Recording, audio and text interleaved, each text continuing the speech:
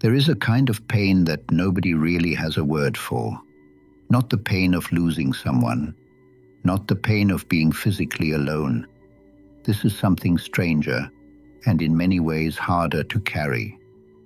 It is the experience of standing in a room full of people, watching everything happen around you and knowing things that nobody else seems to know. You can feel the tension underneath the laughter. You can sense the lie before it finishes leaving someone's mouth. You can look at a couple smiling for a photo and feel in your chest that something between them is already broken. And you look around at everyone else, and they are just living normally, completely unbothered, completely unaware. If that description just landed somewhere deep in you, stay with me, because what you are about to hear is going to reframe something you may have spent years quietly suffering through. Carl Jung, one of the most important psychologists who ever lived, studied this exact experience. He researched the people who carry it, documented what it does to them over time, and spent decades trying to understand why some people are simply wired to see beneath the surface of everything. And what he concluded was not that these people are anxious or paranoid or too sensitive. He concluded that they possess something genuinely rare, something powerful, and something that, if left unaddressed, can quietly tear a person apart from the inside. We are going to go through all of it today. What Jung actually found, why this particular gift creates so much suffering, what it does to people who never learn to manage it, and most importantly, what the path forward actually looks like. Stay through to the end, because that last part is the thing most people never reach.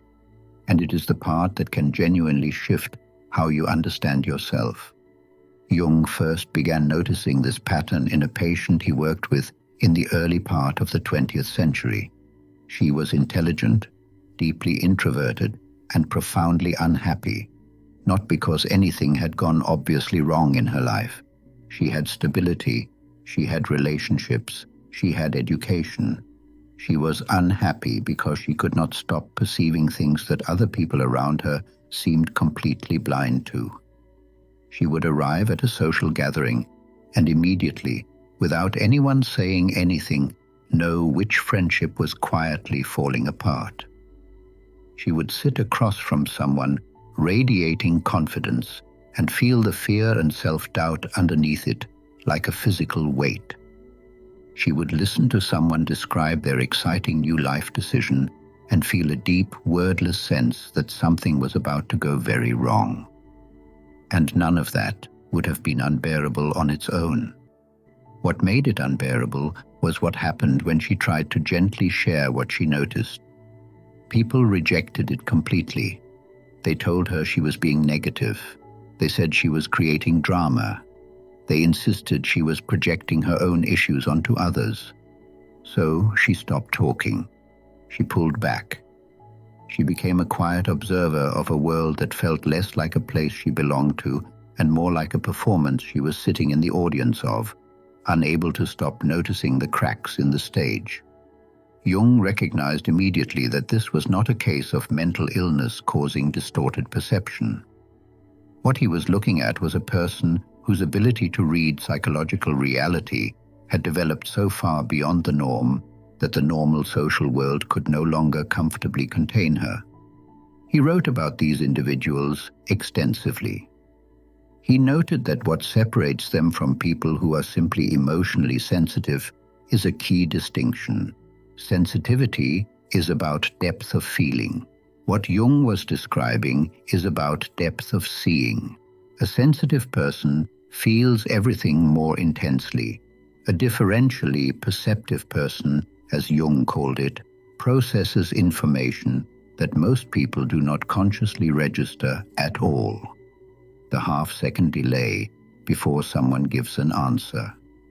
The way someone's shoulders shift when a particular topic enters the room. The unspoken collective agreement in a group that a certain subject will simply never be addressed.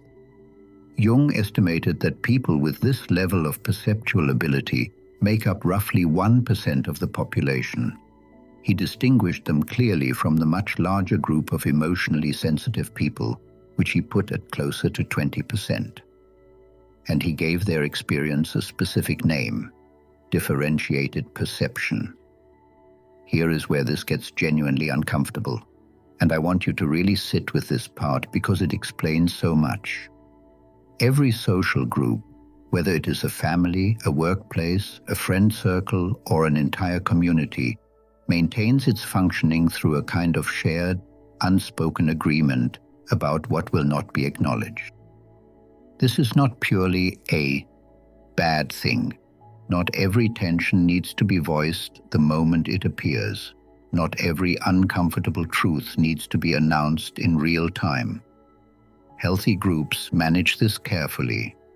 They smooth things over, table certain conversations, and maintain enough of a surface to keep cooperation going. This is a normal and often necessary part of human social life.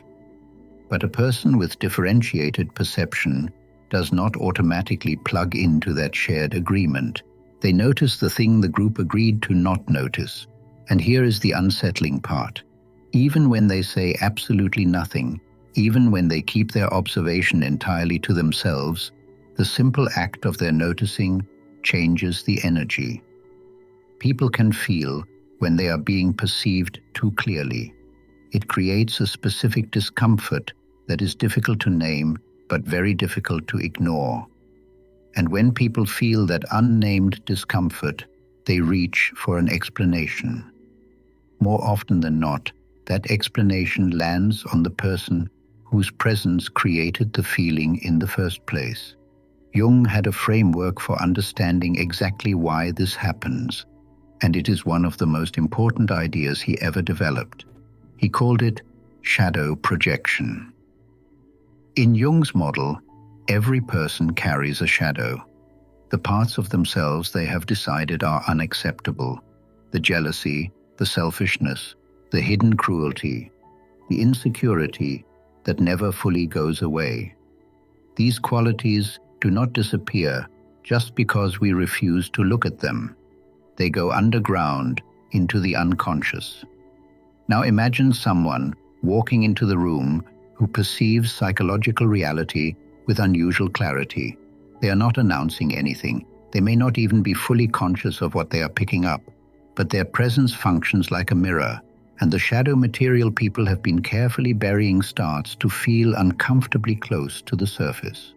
When people see something in a mirror, they cannot stand to see. They do not always look inward. Sometimes they try to break the mirror. This is why people with high perceptual sensitivity so often get labeled as the difficult one, the dramatic one, the one who always stirs things up. They did not stir anything up. They walked into a room where things were already stirring beneath a carefully maintained surface, and their presence made the surface harder to maintain. Jung did not see all highly perceptive people as a single identical group. He identified 4 distinct types, and which type you are matters, because the experience is meaningfully different for each one, and so is the path forward. The first is what he called the feeling perceiver. This person does not just intellectually register emotional dynamics. They absorb them bodily.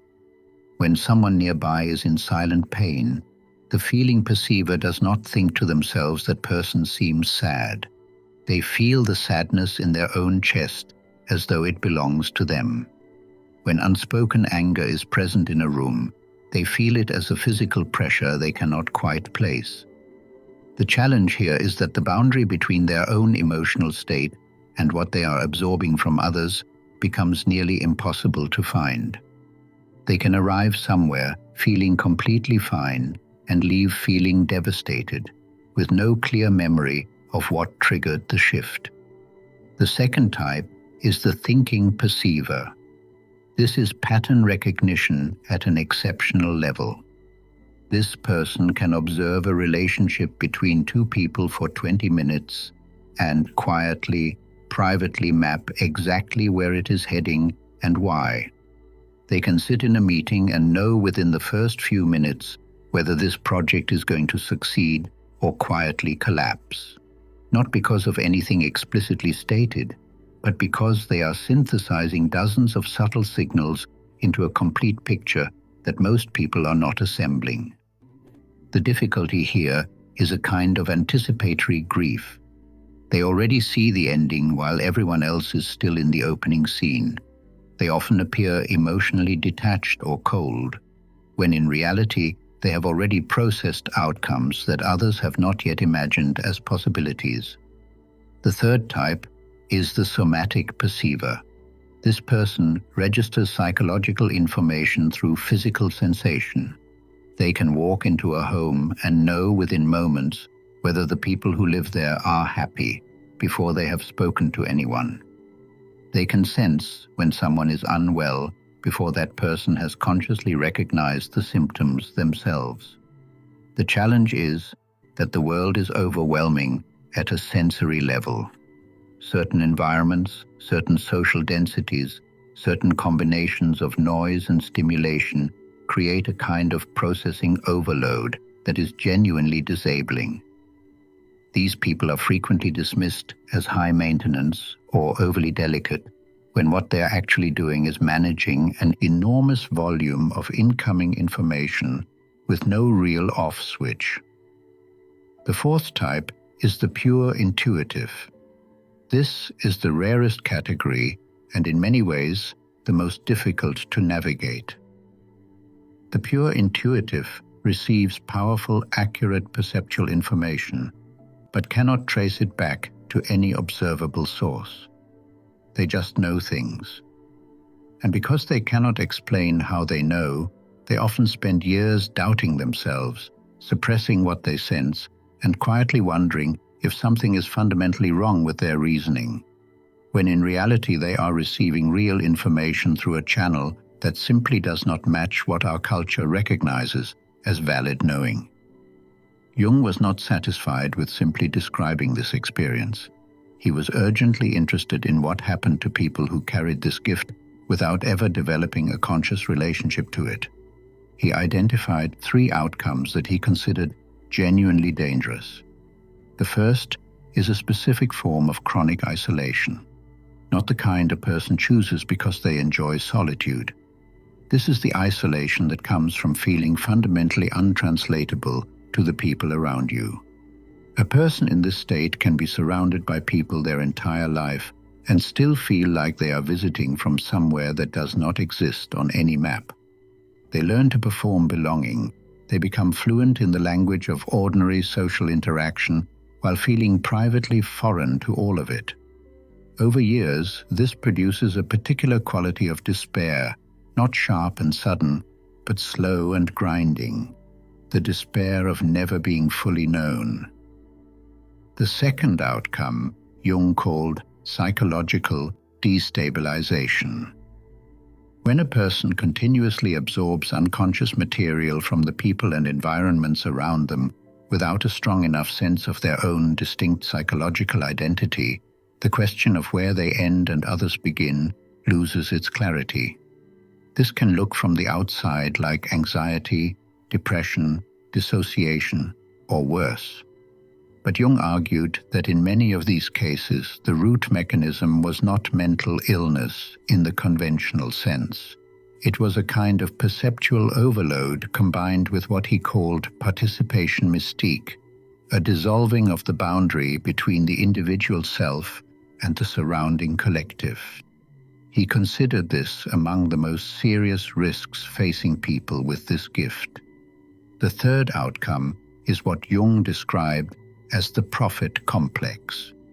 When a person sees accurately and is repeatedly rejected, one understandable response is to overcorrect, to become convinced that they alone can see clearly in a world of willing blindness, to move from offering observations to delivering pronouncements, from witnessing to judging. Jung was very specific about why this is a trap.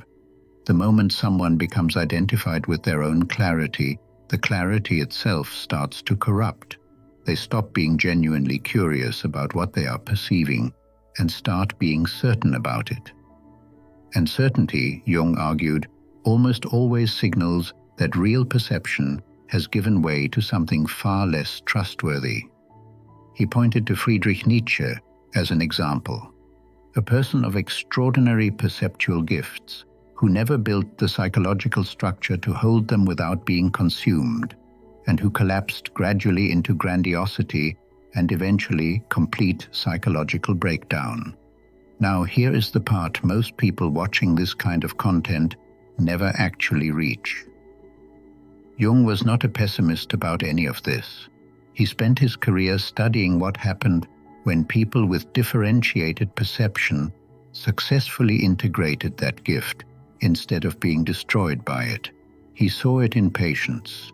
He lived through it himself during the deeply turbulent years between 1913 and 1919, when he described being flooded with overwhelming inner experiences that pushed him to the absolute edge of what he could psychologically bear.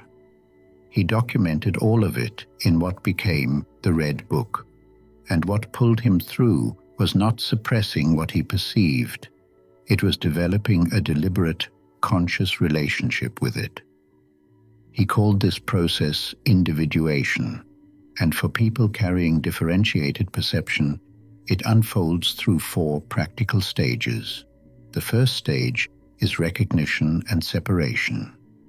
This is learning to consistently distinguish between what is genuinely yours and what you are absorbing from your environment.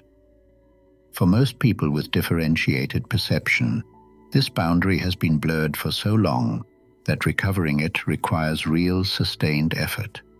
Jung recommended daily solitude, not as a permanent retreat from people, but as a regular practice of returning to your own baseline. Without constant input from screens, conversations, and background noise, the absorbed psychological material from your environment gradually settles, and underneath it, your own authentic internal voice becomes audible again. A question worth building into your daily habit is simply, where did this feeling originate? Was this present before I entered this room, before I spoke to this person, before I read that message? Tracing the origin of your internal states is one of the most foundational tools Jung identified for this stage. The second stage is shadow work, and it is the one most people want to skip because it is genuinely uncomfortable. Jung was emphatic that clean, uncontaminated perception is not possible until you have done honest work on your own shadow. The reason is this: the qualities you perceive most intensely in other people are often, at least in part, a reflection of qualities you have not yet fully owned in yourself. When a particular kind of dishonesty in someone else triggers a reaction that feels bigger than the situation warrants, that disproportionality is usually pointing somewhere important. Shadow work does not mean drowning in shame or performing endless self-criticism. It means sitting honestly with the full spectrum of what you are capable of, acknowledging that you contain both generosity and selfishness, both cruelty and kindness, both clarity and blindness. When you can hold that without flinching, your perception genuinely cleans up. There is a difference between sharpness and clarity. Sharpness cuts without discrimination. Clarity illuminates without needing to wound. The third stage is what Jung called conscious participation. This is where you develop the internal capacity to be fully present to what other people are carrying without losing yourself in it or being swept away by it. Think of the difference between a trained first responder and someone who has simply stumbled onto an emergency. Both can see the same crisis. Only one of them has built the internal structure to be fully present and functional within it. For people with differentiated perception, this means learning to be a witness rather than an absorber. You can see clearly, you can be genuinely moved, and you return to your own ground. This also means learning that not every room deserves your full perceptual engagement. Not every conversation requires you to see everything you are capable of seeing. Consciously choosing when and how open you are in a given situation is not a compromise. It is practical wisdom and self-preservation. The fourth stage is what Jung called service without sacrifice. This is where the gift stops being primarily a source of suffering and becomes something you can offer intentionally and skillfully. This might look like work in counseling, teaching, leadership, or any environment where reading people accurately and holding complexity without judgment creates genuine value. It might look like being the friend who asks the one question that opens something up at exactly the right moment. It might look like creative work that names something true about human experience so precisely that the people who read or watch it feel suddenly, unexpectedly seen. Jung believed that people who reach this stage have something genuinely rare to contribute, not because they are superior to others, but because they can perceive things most people cannot and communicate those things in ways that help rather than harm. One of the most practically important things Jung addressed is the question of who to let close to you. Because a significant part of what makes differentiated perception so exhausting is that most relationships require constant self-editing. You hold back most of what you notice. You modulate your responses to avoid unsettling people. You perform an ordinary level of awareness even when you are operating in an entirely different register. That performance accumulates in a way that is genuinely depleting. Jung identified 3 types of people who can actually receive you without requiring that performance. The first are people who have done their own inner work. They have a conscious relationship with their own psychological complexity and are not threatened by being seen clearly. When you meet them, there is a recognition that is immediate and hard to articulate, but completely unmistakable. The second are people actively engaged in honest self-examination. They may not share your level of perceptual sensitivity, but they are genuinely curious about their own interior life. They are in therapy, in a serious contemplative practice, or simply in the honest habit of asking themselves hard questions. They may not always be comfortable being seen clearly, but they have enough self-awareness to find it valuable rather than threatening. The third type Jung called natural containers. These are people who, regardless of formal psychological development, possess a deep quality of steadiness. They have usually been through significant difficulty and emerged with a kind of solidity that allows them to sit with complexity without needing it to be resolved or simplified. These people are extraordinarily rare and extraordinarily valuable. Finding even 2 or 3 of them changes the texture of everything. If you have differentiated perception, your daily reality probably includes things that most people around you would struggle to fully understand.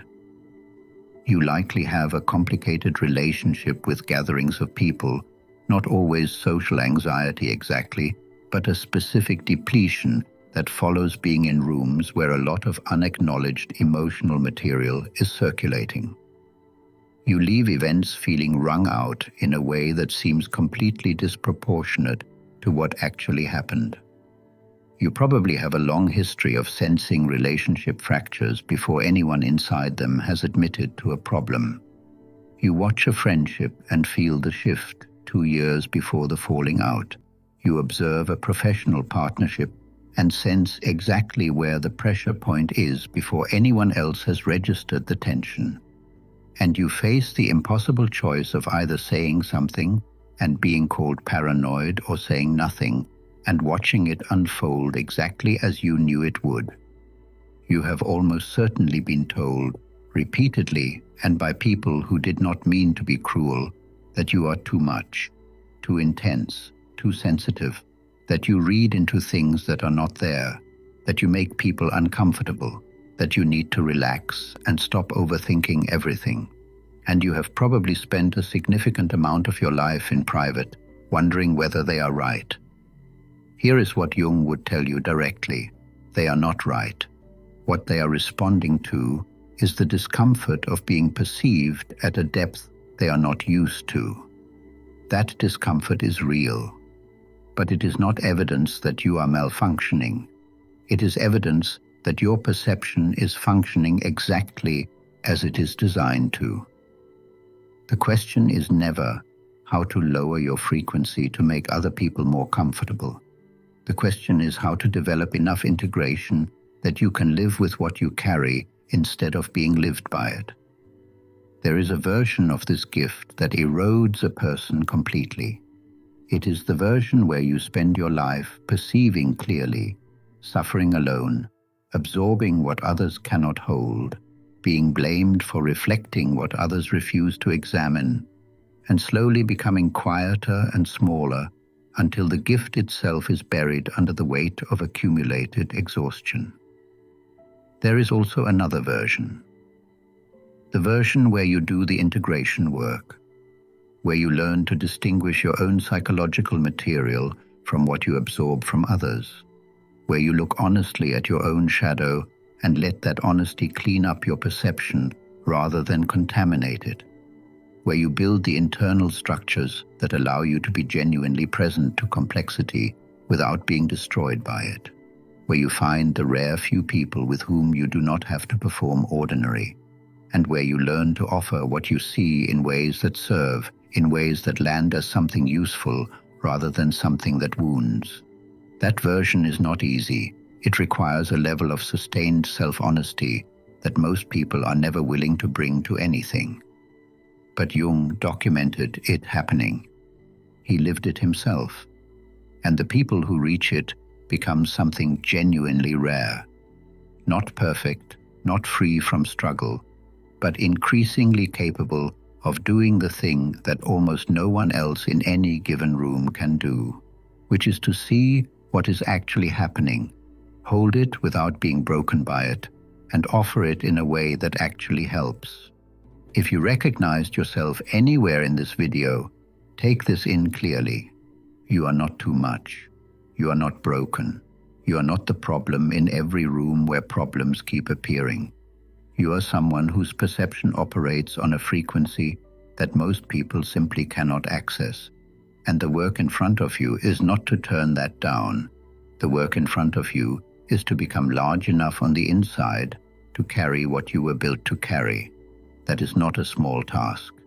But from everything Jung spent his life studying, it is absolutely worth doing. If this landed for you, send it to one person who you think might recognize themselves in it. People who experience this rarely see it described this honestly, and sometimes that recognition alone is what starts to shift things. And drop a comment below telling me which of the 4 types resonates most with you. The feeling perceiver, the thinking perceiver, the somatic perceiver, or the pure intuitive. I genuinely want to know. I will see you in the next one.